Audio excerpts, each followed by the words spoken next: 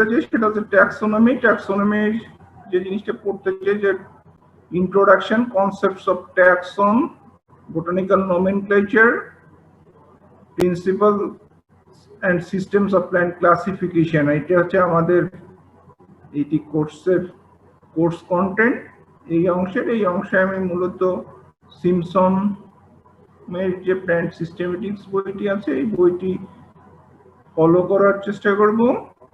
তোমাদের যাদের সাথে আমার ক্লাস হয়েছিল তাদেরকে আমি বলেছিলাম যে এইটি সফট কপি অনলাইনে অ্যাভেলেবল আছে, যদি তোমরা না পাও তাহলে আমি সফট কপি একটা দিতে পারি তোমাদেরকে ইমেইলে, এবং ইমেইলে যারা আর কি যে ইন্টারেস্টেড আছো তারা যদি আমাকে ইমেইল করো তাহলে আমি পাঠিয়ে দেব। এবং আমার ধারণা তোমাদের এই লেভেলেরই অ্যাটলিস্ট একজনের সাথে আমি শেয়ার করেছিলাম। Okay, what's plant taxonomy?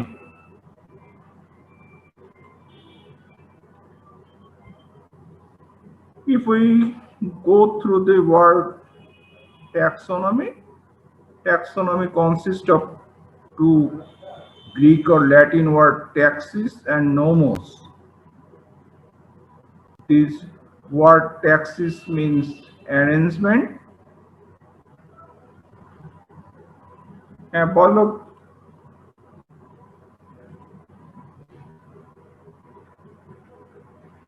একজন রেজ হ্যান্ড করেছিল, কি কোশ্চেন আছে বলো?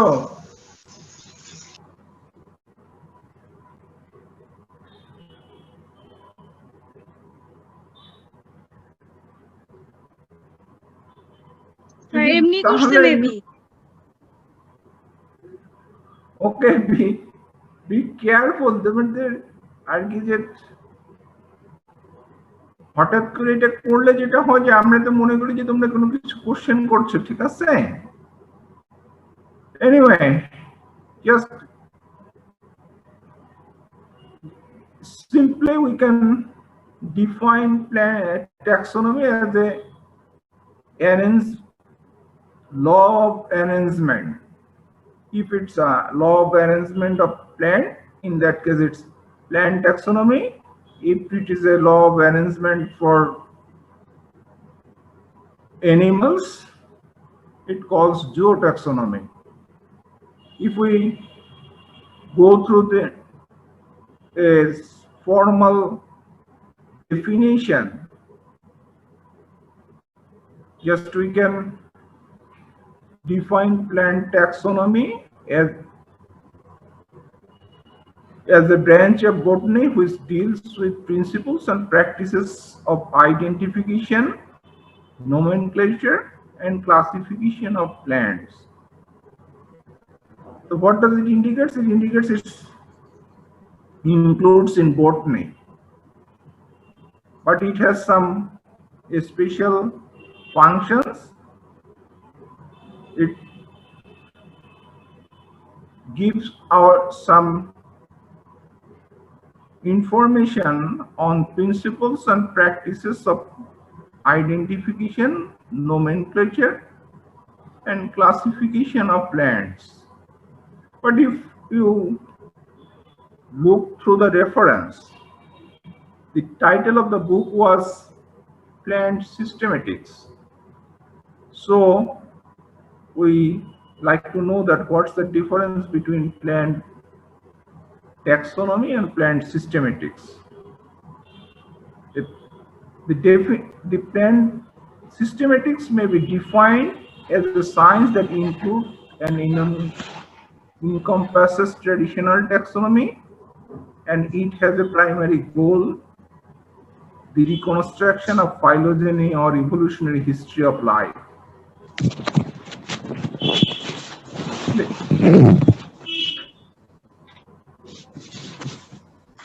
লোটাস তোমার আনমিউট করো।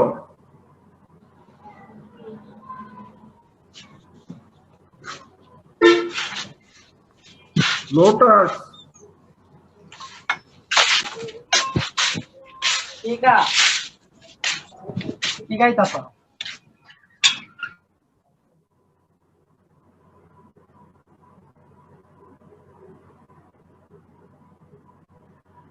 তাহলে আমরা জাস্ট প্ল্যান্ট সিস্টেমেটিক্স বলতে যেটা বললাম যে it's also includes plant traditional taxonomy or plant taxonomy what we know just few minutes back, but it has an additional objective also.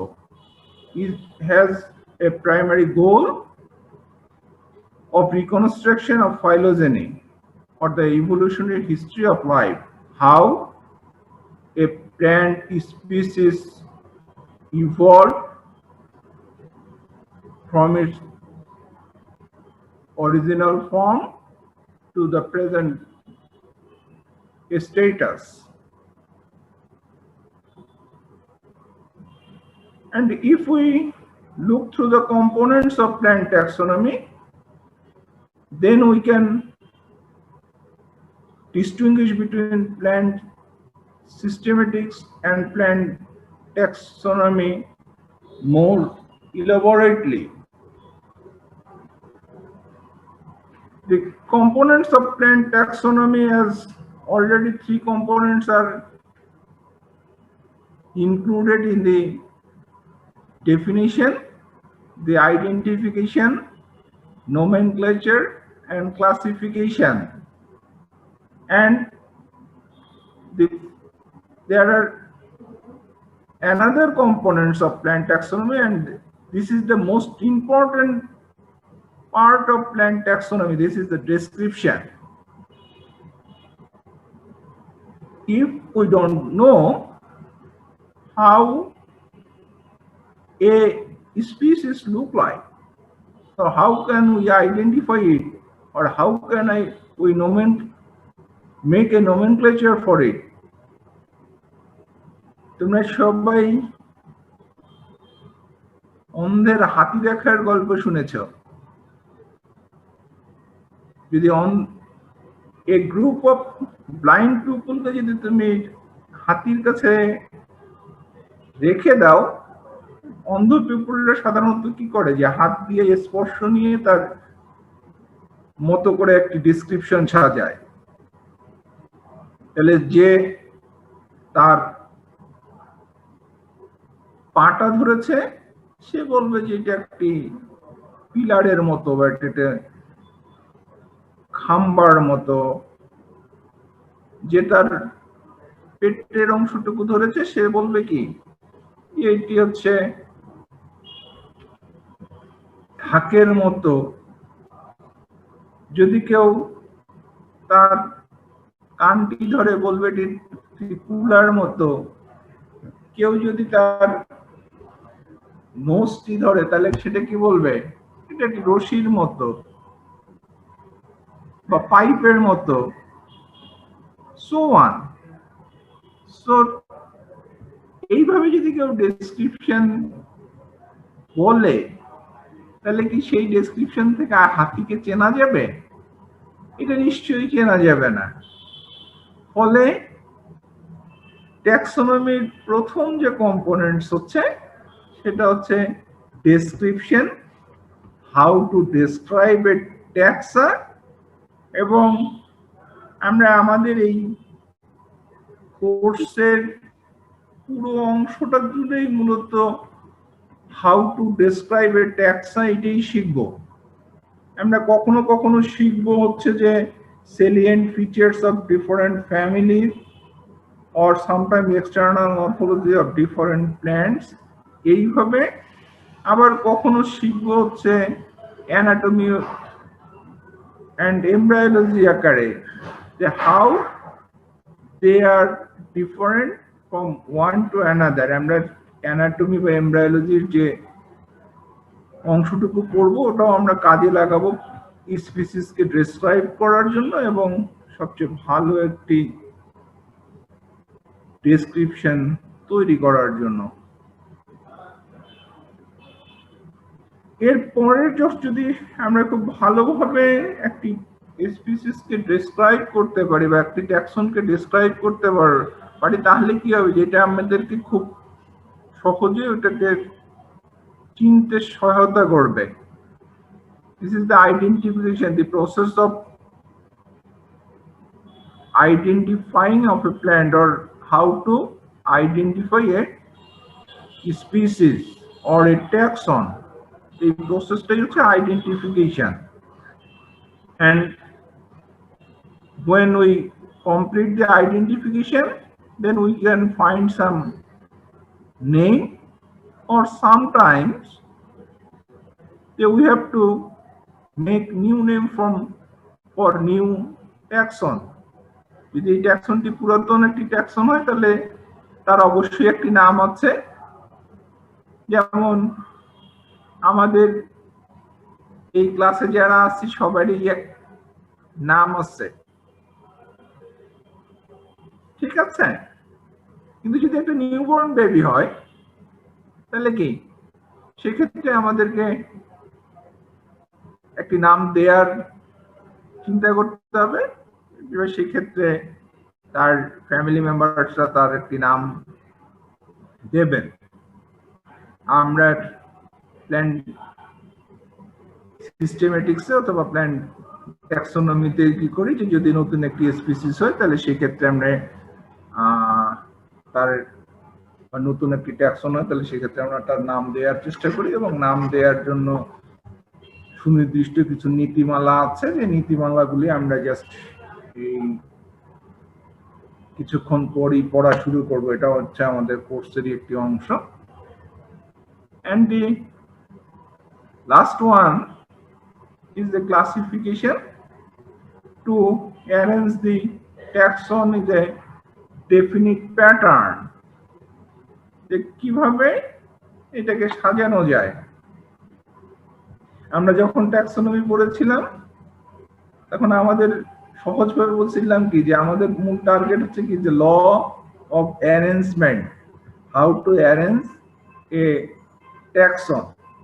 আমরা ক্লাসিফিকেশনের মধ্যে মূলত এই কাজটি করে থাকি, এবং এই ক্লাসিফিকেশন প্রধানত দুই ধরনের। একটিকে আমরা বলছি যে ফেনেটিক classification, it based on overall similarities, and phylogenetic classification based on evolutionary history of a taxon or of taxa. মূলত প্ল্যান্ট সিস্টেমেটিক্স এবং প্ল্যান্ট ট্যাক্সোনমির মধ্যে যে প্রধান ডিফারেন্সটা দেখা যায় সেটা হচ্ছে ক্লাসিফিকেশন সিস্টেমের মধ্যে। In plant taxonomy both phenetic and phylogenetic classification is present, but in case of plant systematics there are no phylogenetic classification, they have only phylogenetic classification. কেন তোমরা আমরা দেখো যে সংজ্ঞার মধ্যেই বলেছিলাম যেটার মূল the primary target বা মূল goal is the reconstruction of phylogeny. So the classification system is only phylogenetic. In plant systematics there are no phenetic classification.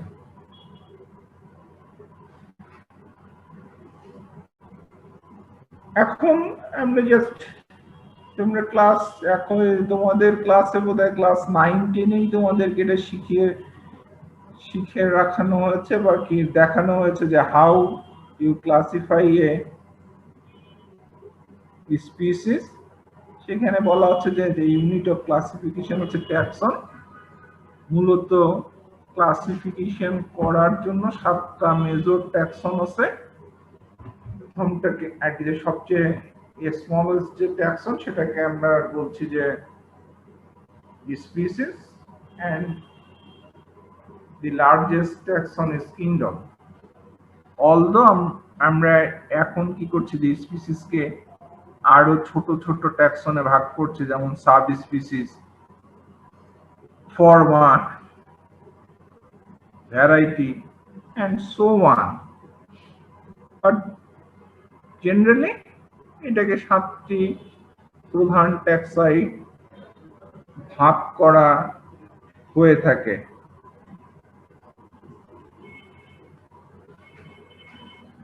আমরা তোমরা যেহেতু অলরেডি লেভেল 2 তে চলে আসছো, আমরা এখন যে জিনিসটা বলছি যে স্পিসিস এর বাইরেও আমরা আরেকটি ট্যাক্সন খুব কমনলি ইউজ করে থাকি, যেটাকে আমরা বলছি হচ্ছে ভ্যারাইটি অথবা জাত। আমরা অ্যাটলিস্ট ক্লাসের মধ্যে বিভিন্ন উপসি জাতের ফসলের জাতের নাম তোমাদেরকে আমরা কিছু কিছু ক্ষেত্রে বলেছি বা শিখে ফেলেছো তোমরা। এখন কোশ্চেন হচ্ছে যে এই জাতটি এই প্ল্যান্ট ক্লাসিফিকেশনের যে ইউনিটগুলি আছে বা ট্যাক্সনগুলি আছে তার মধ্যে কোন লেভেলের ট্যাক্সন। অবশ্যই এটা বিলো দ্য স্পিসিস লেভেল ট্যাক্সন, এবং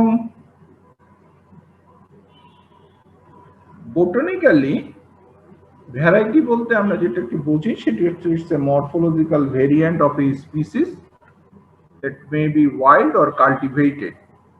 আমরা বলছি যে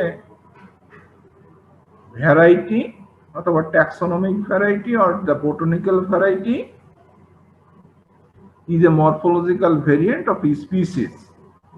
এই স্পিসিসটি বনে জঙ্গলে দেখা যেতে পারে অথবা কাল্টিভেটেড হতে পারে। এই স্পিসিস এই ভ্যারাইটিটি যখন কাল্টিভেটেড হয় তখনই আমরা তাকে আরেকটি নাম বলি, যেটাকে বলি হচ্ছে কাল্টিভার। কাল্টিভার শব্দটি এসেছে কাল্টিভেটেড ভ্যারাইটি থেকে, এবং এই কাল্টিভারটাই হচ্ছে যে ভ্যারাইটি আন্ডার কাল্টিভেশন, এবং এইটাই মূলত আমাদের এগ্রিকালচারে আমরা ভ্যারাইটি বলতে যা বোঝাই সেটা এটা হচ্ছে সেটা।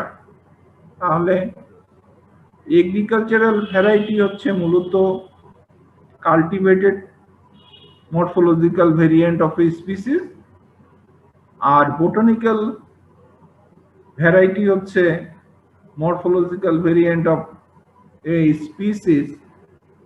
It may be wild or cultivated. আমরা এই অংশটুকু পড়েই আমাদের একটি ব্রেকে যেতে চাই, সেটা হচ্ছে যে এটাই আমাদের আরেকবার বললে ভালো হয় স্যার, বুঝতে পারিনি স্যার। আমরা বললাম যে ভ্যারাইটির সংজ্ঞা আমরা বলছি যে variety is a morphological variant of A species. একটা স্পিসিসের যে কোনো মরফোলজিক্যাল ভেরিয়েন্টকেই আমরা ভ্যারাইটি বলবো। সেটা ওয়াইল্ড হতে পারে বা কাল্টিভেটেড হতে পারে। এখন তোমরা কারো বাড়ি কি নেত্রকোনা বা সুনামগঞ্জ এদিকে কারো বাড়ি আছে কিনা? এদের এইদিকে যদি কারো বাড়ি থাকে তাহলে এদের এদিকে আছে স্যার। ধান গাছ কত বড়?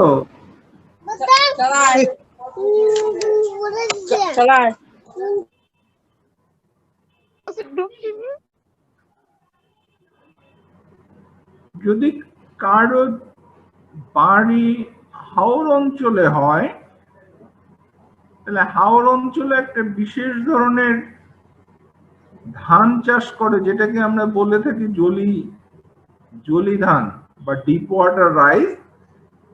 এই ডিপ ওয়াটার রাইসের বৈশিষ্ট্য হচ্ছে যে এটা কি হচ্ছে যে এটা পানির উচ্চতা যত বাড়তে থাকবে এটা তত লম্বা হতে থাকবে। ইট ইন্ডিকেটস যে একটি deep water riceর variety can be 5 to 7 meter long, আর আমরা যে নরমাল যে ধান চাষ করি এটা কি যে অ্যারাউন্ড 1 মিটার লম্বা। তাহলে এই যে ভেরিয়েশন, আবার কারো কালো জিরা ধান যদি তোমরা দেখে থাকো তাহলে এই ক্ষেত্রে দেখবা যে কি এই ধানের যে পেনিকল, এই পেনিকলটা হচ্ছে কালো রঙের হয়ে থাকে এবং এর ধানের ক্ষেতের পাশ দিক দিয়ে যদি তোমরা যাও তাহলে দেখা যাবে কি যে এখানে অনেকগুলি আর কি যে সুগন্ধ যুক্ত যেটা বোঝা যায়। This are the morphological variant এবং এই ভেরিয়েন্ট গুলিকে আমরা বলছি যে ভ্যারাইটি। সেক্ষেত্রে ভ্যারাইটিতে যেটা হতে পারে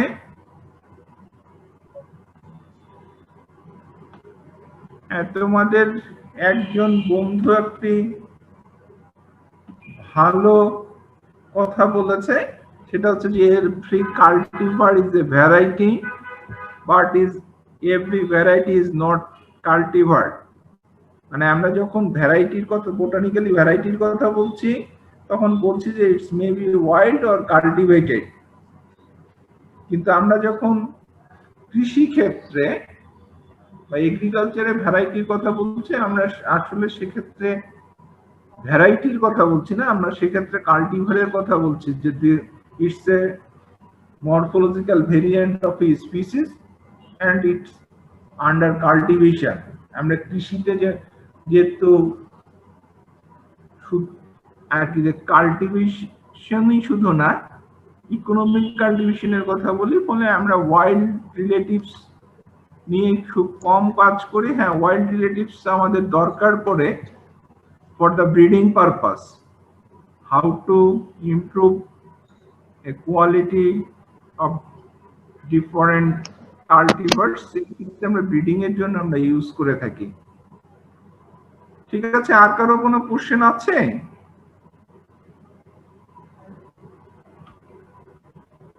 তাহলে আমরা আমাদের ক্লাসের দিক আবার শুরু করছি। সেটা হচ্ছে যে about the plant nomenclature.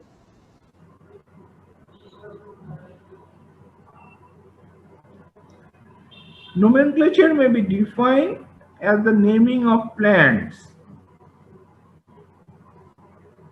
which may or may not indicate any relationship. আমরা যদি সংজ্ঞা হিসেবে বলি যে সেটা হচ্ছে যে এটা কোনো ট্যাক্সনের আর কি যে নামকরণ বা নেমিং কি আমরা বলছি নোমেনক্লেচার।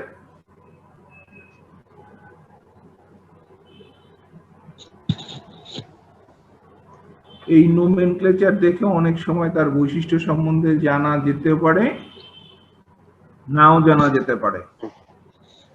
এবং এর পরের যে অংশটি বলছি, যদি name given to the plant are either Latin or from other language and Latinized। এখানে আমরা নোমেনক্লেচারের আরেকটি বৈশিষ্ট্য বলতেছি যে এই নামগুলি ল্যাটিন ভাষায় হতে হবে অথবা অন্য কোনো ভাষায় হলে ল্যাটিনাইজ হতে হবে। বাট রিসেন্টলি 2012 সাল থেকে আমাদের এই জায়গাটাতে একটি পরিবর্তন এসেছে।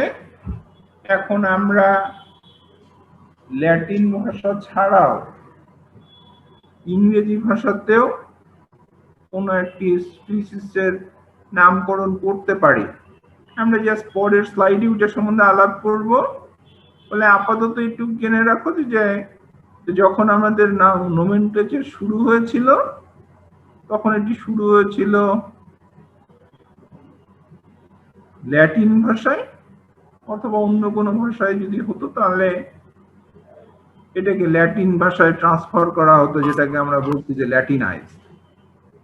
আমরা ট্যাক্সনের যখন নোমেনক্লেচার এর কথা বলি, তখন আমাদের মাথায় প্রথম যেটা আসে সেটা হচ্ছে কি যে এই species has two parts or the name of this species are binomial। যে আমাদের এখন যদি আমরা কোনো স্পিসিসের নামকরণ করতে যাই তাহলে এটার কি দুটি অংশ থাকে, একটি হচ্ছে জেনাস অংশ, আর একটি হচ্ছে species ইপিথেট, and these two makes the name of the species. But in the initial stage, যখন আর কি প্রিলিনিয়াস স্টেজে, লিনিয়াসের আগ পর্যন্ত এই পদ্ধতিটি এইরকম ছিল না। এই লিনিয়াসের আগে পর্যন্ত কোন স্পিসিসের নামকরণের মধ্যে তার অনেকগুলি ডেসক্রিপশন দেয়া থাকতো, এবং এই ডেসক্রিপশনগুলি দেয়া থাকার কারণে এই একটি স্পিসিসের নামে অনেকগুলি পদ থাকতো, এবং we called it polynomial nomenclature.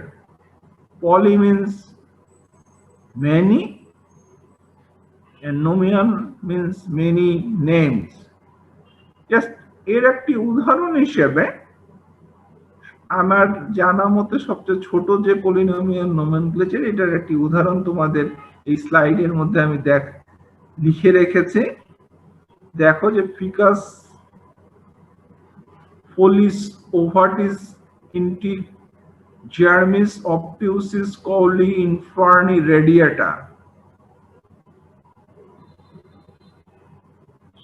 এটি হচ্ছে the species of Ficus. It has the following characters: its leaf ovate, interior, and its leaf apex is obtuse, and it develops roots from its stem. যেটা বলা হচ্ছে যে ফিকাসের এমন একটি species যার পাতাটা হচ্ছে ওভেট এবং ইন্টায়ার, এবং এর শীর্ষটা হচ্ছে অবটিউস, এবং এর কাণ্ড থেকে মূল বের হয়। এবং এরকম যদি স্পিসিস হয় তাহলে এটির বর্তমানে যে বাইনোমিয়াল নোমেনক্লেচার সেটা হচ্ছে ফিকাস বেঙ্গালেন্সিস। এটা এখন তোমরা অনেকেই চিনতে পারবে, দিস ইজ দ্য কমন বট গাছ স্যার, বানিয়ান ট্রি। হ্যাঁ, বট গাছ, ঠিক আছে। তাহলে এটার এখন আমাদের জন্য এই নামটি মনে রাখা অনেকটি সহজ, যেটি হচ্ছে Carolus lineaceর binomial nomenclature one of the major advantages. আমরা তোমাদেরকে কিছুক্ষণ আগেই বলছিলাম যে এই যে নোমেনক্লেচার করার জন্য বেশ কিছু নিয়ম নীতি আছে, এবং তোমরা একটি অংশের সাথে সবাই পরিচিত, ICBN এই শব্দটির সাথে তোমরা সবাই পরিচিত, international code of botanical nomenclature. মূলত ICBN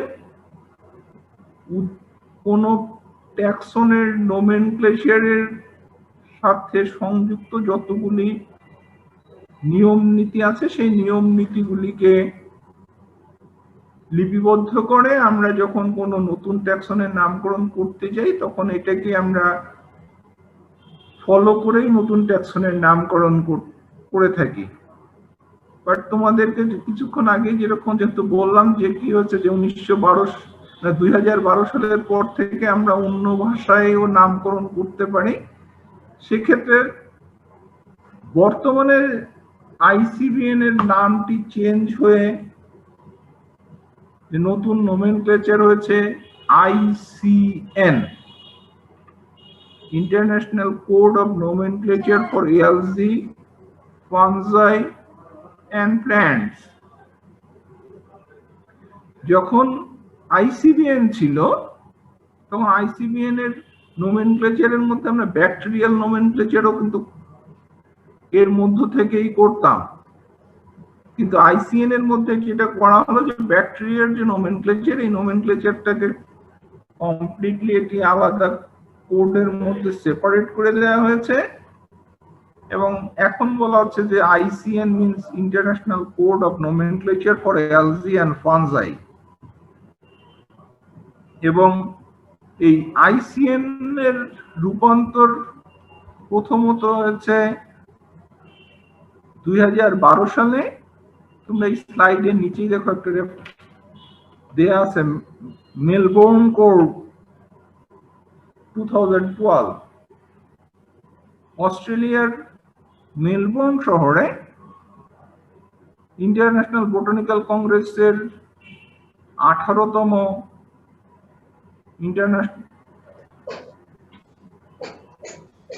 ইন্টারন্যাশনাল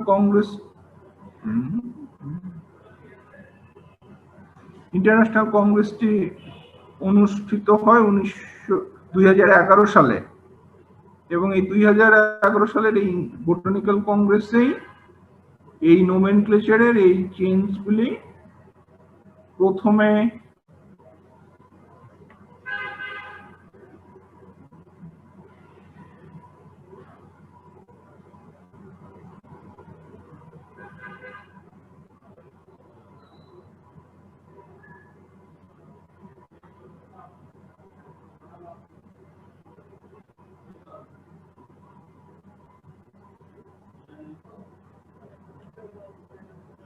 আচ্ছা, তোমাদের চ্যাট বক্সে বেশ কিছু কোশ্চেন আসছে, তোমরা কোশ্চেন আর কি যে আরো করতেই থাকো। আমরা ক্লাসের শেষ পর্যায়ে তোমাদের এই প্রশ্নগুলির কিছু উত্তর আমরা দেওয়ার চেষ্টা করব, ঠিক আছে? তোমরা তবে প্রশ্ন করতে যে আর কি স্যারের বক্তব্য যেটা এটাতে মিস করো না, কারণ অনেক কিছুই আছে যেটা হচ্ছে যে এখানে লিখা নেই, স্যার বলছে এগুলি তোমাদের জন্য ইম্পর্টেন্ট। এবং যেটা বলছিলাম যে আইসিবির 2011 সালের কংগ্রেসে এই নামকরণ এই পরিবর্তনটি দেখা যায় এবং 2017 সালের যে 19তম ইন্টারন্যাশনাল বোটানিক্যাল কংগ্রেস সেটি হয়েছিল সেনজেন সিটি চায়নাতে, সেটাতে এটা আবার রিকনফার্ম করা হয়। এখন আমরা জাস্ট মোটা দাগে দেখতে চাই যে what's the difference between I C B N and I C N. এর অনেকগুলি ছোট ছোট ডিফারেন্স আছে, যে ডিফারেন্সগুলি আর কি যে কাজের সময় ছাড়া আমরাও ইউজ করি না, ফলে ওই অংশটুকু তোমাদেরকে আর শিখিয়ে এই কোর্সটা এরকম ভারী করতে যাচ্ছি না। আমি জাস্ট মেজর 3টা ডিফারেন্সের কথা বলছি তোমাদের এই ক্লাসের জানার জন্য। এই 3টা ডিফারেন্সই এনাফ। তবে তোমরা যদি কেউ ইন্টারেস্টেড হও তাহলে অ্যাটলিস্ট মেলবোর্ন কোডের যে সফট কপি, এই সফট কপিও আর কি যে অনলাইনে ফ্রি ভার্সন খুঁজে পাওয়া যায়, তোমরা ডাউনলোড করে নিতে পারো। ইটস আ হিউজ বুক। যদি কারো এক্সট্রাঅর্ডিনারি ইন্টারেস্ট থাকে অথবা তোমরা আরো কেউ যদি কেউ জানতে চাও আমার সাথে পার্সোনালিও যোগাযোগ করতে পারো। তাহলে প্রথম যে পার্থক্যটা দেখা যাচ্ছে সেটা হচ্ছে যে আইসিবিএন এর ক্ষেত্রে বলা ছিল যে printed matter with an international standard serial number or international standard book number will be valid. আমরা এর আগে পর্যন্ত বলতাম যে শুধুমাত্র পাবলিশড লিটারেচার এবং it should be has a hard copy, মানে বই অথবা জার্নাল আকারে তার হার্ড কপি থাকতে হবে। কিন্তু এখন আমরা যেটা বলছি আইসিএন এ যেটা বলছে যে না, হার্ড কপি না থাকলেও যদি তার well access online portable document ফরম্যাটের পাবলিকেশন হয় সেটাও আমরা গ্রহণ করব। মানে এতদিন আমরা ছিলাম শুধুমাত্র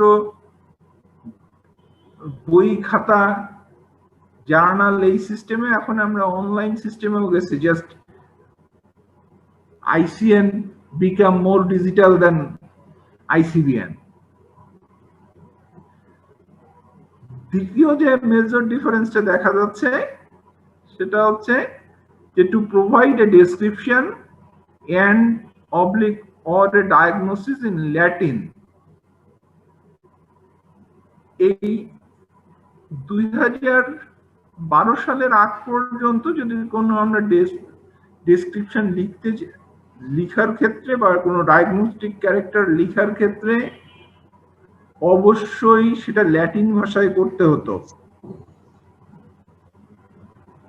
আমরা যদি অন্য কোনো ভাষায় ডেসক্রিপশন লিখি তারপরেও আমাদেরকে এই ডেসক্রিপশনটা ল্যাটিন ভাষায় লিখে তারপরে পাবলিশ করতে হতো। কিন্তু আইসিএন এর যে নতুন ইয়েতে আমরা বলছি যে to provide a description and or a diagnosis in either in English or Latin। এখন আমরা বলছি যে এই যে ডেসক্রিপশন বা ডায়াগনোসিস যেটা লেখা হবে সেটা যদি ইংলিশ ভাষাতেও লেখা হয় তাহলে আমরা এটাকে গ্রহণ করব। সোজা ভাবে যদি বলি যে এর আগে নোমেনক্লেচারের ল্যাঙ্গুয়েজ ছিল Latin, now the language of nomenclature is both English and Latin। and third যে ডিফারেন্সটা মেজর ডিফারেন্সটা দেখা গেছে সেটা হচ্ছে ফানজাইয়ের নামের ক্ষেত্রে। সেক্ষেত্রে আগের সিস্টেমে আইসিবিএন এ বলা ছিল যে একই ফাঙ্গাসের একাধিক নোমেনক্লেচার আমরা অনেক সময় দেখতে পাই। তার কেন ফাঙ্গাসের ক্ষেত্রে তোমাদেরকে প্ল্যান্ট প্যাথোলজিতে যখন পড়াবে, অলরেডি তোমাদেরকে পড়ানো শুরু করেছে কিনা আমি জানি না, যদি তখন দেখবা যে একটি ফাঙ্গাসের যে ভেজিটেটিভ ফেজ বা অ্যাসেক্সুয়াল ফেজের description and sexual phase description is completely different। ফলে ফাঙ্গাসের ক্ষেত্রে দেখা গেছে যে অনেক সময় একই ফাঙ্গাসের একাধিক নাম ছিল। কেন অ্যাসেক্সুয়াল ফেজের ডেসক্রিপশনের উপরে একটি নাম ছিল, আবার সেক্সুয়াল ফেজের ডেসক্রিপশনের উপরে আরেকটি নাম ছিল। কিন্তু এখন আমরা এই জায়গাটাতে স্ট্রিক্ট হয়েছে। আইসিএন যেটা বলছে যে one fungus must one name, একটি ফাঙ্গাসের একটি নাম থাকতে হবে। অন্যান্য উদ্ভিদ বা প্রাণীর ক্ষেত্রে সেটা হচ্ছে যে ওয়ান ট্যাক্সন ওয়ান নেম। ফাঙ্গাসের ক্ষেত্রেও আমরা এটাকে ইউজ করতে চাই যে ওয়ান ফাঙ্গাস ওয়ান নেম। তাহলে যে সমস্যাটা ছিল সেটা হচ্ছে কি, যেটার সেক্সুয়াল ফেজ এবং অ্যাসেক্সুয়াল ফেজের ডেসক্রিপশন কমপ্লিটলি ডিফারেন্ট ছিল। এই কারণে আমরা নতুন ট্যাক্সনের নামকরণ করার জন্য যেটা বলছি সেটা হচ্ছে যে the publication of a new fungal name must include a citation and identifier issued by a recognized repository in order to be validly published। যে আমরা যদি কোনো নতুন ট্যাক্সনের নাম করতে চাই বা নতুন কম্বিনেশন করতে চাই বা কোনো নাম পরিবর্তন করতে চাই ফাঙ্গাসের ক্ষেত্রে, সেক্ষেত্রে সেটা হবে কি যে তার জেনেটিক সিকোয়েন্সিং করতে হবে এবং জেনেটিক সিকোয়েন্সিংটি একটি রিপোজিটরিতে জমা দিলে তারা একটি ইউনিক নাম্বার দেবে। এই ইউনিক নাম্বারটা সহ যদি তুমি কোনো একটি নোমেনক্লেচার দাও তাহলেই সেটি গ্রহণযোগ্য হবে। এই ছাড়া কোনো নোমেনক্লেচার গ্রহণযোগ্য হবে না। তাহলে আমরা আজকের ক্লাসটি এখানেই শেষ করতে চাই। এখান থেকে মোটা দাগে তোমাদের জন্য যে কোশ্চেনগুলি হতে পারে বা আমরা যে জিনিসগুলি শেখার চেষ্টা করছি সেটা হচ্ছে যে definition of plant taxonomy and plant systematics, Then what are the components of plant taxonomy or plant systematics? And what's the difference between plant taxonomy and plant systematics? এরপরে আমরা শেখার চেষ্টা করছি যে what's the different types of taxon, এবং সেই ক্ষেত্রে আমরা আরো শেখার চেষ্টা করছি যে what's the difference between botanical variety and agricultural variety. এরপরে আমরা যেটা শেখার চেষ্টা করলাম সেটা হচ্ছে যে প্ল্যান্ট নোমেনক্লেচার কাকে বলে এবং what's are the difference between ICBN and ICN. ঠিক আছে, আমরা তোমাদের এখন যদি কারো কোনো কোশ্চেন থাকে তোমরা সেই কোশ্চেনগুলি করতে পারো। আর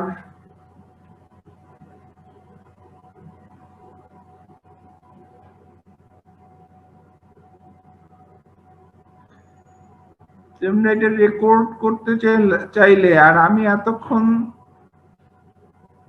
এইটি চালিয়ে রেখেছি, এখন তোমাদের মনে হলো যে স্ক্রিনশট নেওয়া দরকার। ওকে, ঠিক আছে, তোমাদের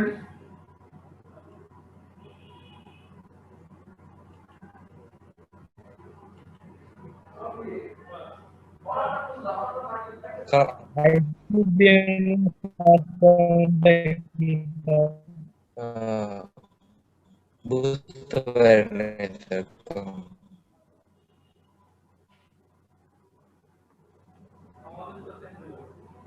স্যার আজকের ক্লাসটা এই পর্যন্তই থাক স্যার।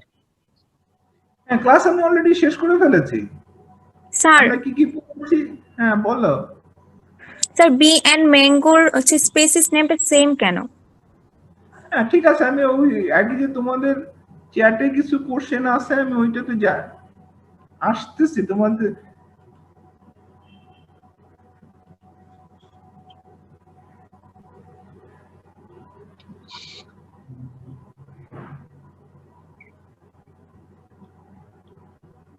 নোমেনক্লেচারের জন্য তোমাদেরকে নোমেনক্লেচারের সংজ্ঞা যখন বললাম তখন কিন্তু একটা জিনিস বলেছি, তোমরা যদি দেখো সেটা হচ্ছে কি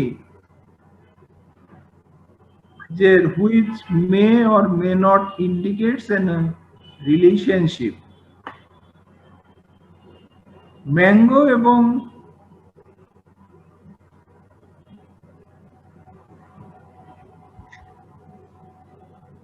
হানিবির ক্ষেত্রে, দুই ক্ষেত্রে যেটা বলা হচ্ছে যে এটার স্পিসিস ইপিথেট হচ্ছে indica, it indicates this taxon is first described and identified in India. এইখান থেকেই এই যে স্পিসিস যে ইপিথেট, এই স্পিসিস ইপিথেটটা আসছে হচ্ছে মূলত ইন্ডিয়া থেকে। ঠিক আছে, আর এই স্পিসিস ইপিথেট গুলি যখন ডিফারেন্ট জেনাসের সাথে মিলিত হয় তখন এটাকে বলছি যে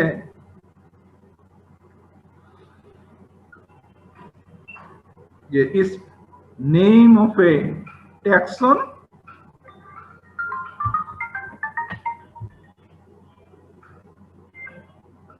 ঠিক আছে, বোঝা গেছে যে কেন? Yes sir.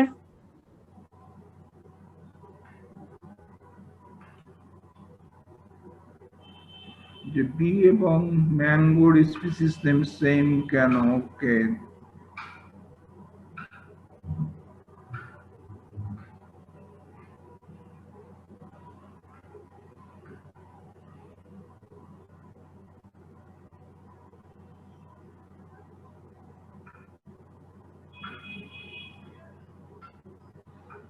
যার একজন স্পিসিস নেমে আমরা অথর সাইটেশন সহ আরো যে শর্ট ফর্ম ইউজ করি তার নিচে কি আন্ডারলাইন করতে হবে না অথর সাইটেশনের নিচে আন্ডারলাইন করতে হবে না? তবে যদি কোনটি সাব স্পিসিসের নাম লিখো বা বিলো স্পিসিস যতগুলি ট্যাক্সনি লিখো না কেন এটা নামের নিচে আন্ডারলাইন করতে হবে।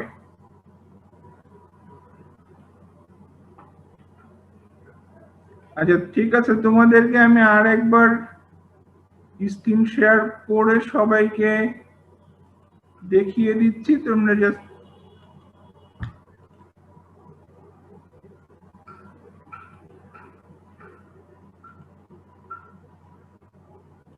it is our first slide,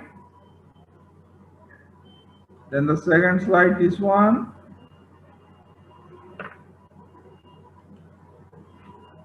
third one,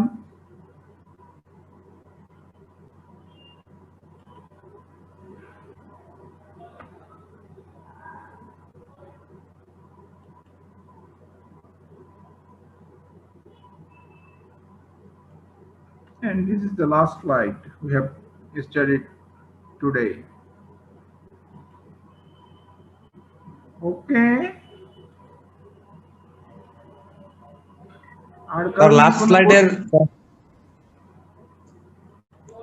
বলো লাস্ট স্লাইডে কি লাস্ট আছে? লাস্ট স্লাইডের স্যার মানে আর ডিফারেন্সটা কি বুঝতে পারি না তখন খেয়াল করেন। কি বুঝতে পারো নাই? প্রথম পার্থক্যটা কি বলতে মানে প্রথম পার্থক্য আগে পিডিএফ দেওয়া হতো না, এর আগে যখন ছিল তখন অনলি প্রিন্টেড ম্যাটার, ঠিক আছে? এটা শুধু বই অথবা জার্নাল অথবা পিরিয়ডিক্যালস, যেটার আর কি যে হার্ড কপি আছে শুধুমাত্র এই পাবলিকেশন গুলিকেই আমরা মিনস অফ পাবলিকেশন হিসেবে ইউজ করতাম। আর এখন যেটা বলছি আমরা যে এই হার্ড কপি বা জার্নাল গুলি তো আছে, এর সাথে যদি কোনো অনলাইন পিরিয়ডিক্যাল হয়, যে এখন অনেক জার্নাল আছে যে যাদের কোনো হার্ড কপি প্রিন্ট করা হয় না, ঠিক আছে, শুধুমাত্র অনলাইন পাবলিকেশনই হয়, এরকম জার্নাল যদি হয় এবং এটা যদি ওয়েল অ্যাক্সেস হয় তাহলে এই ধরনের পাবলিকেশনকেও আমরা এখন ভ্যালিড পাবলিকেশন হিসেবে গ্রহণ করে থাকি। ঠিক আছে, বোঝা গেছে? Yes sir. ওকে।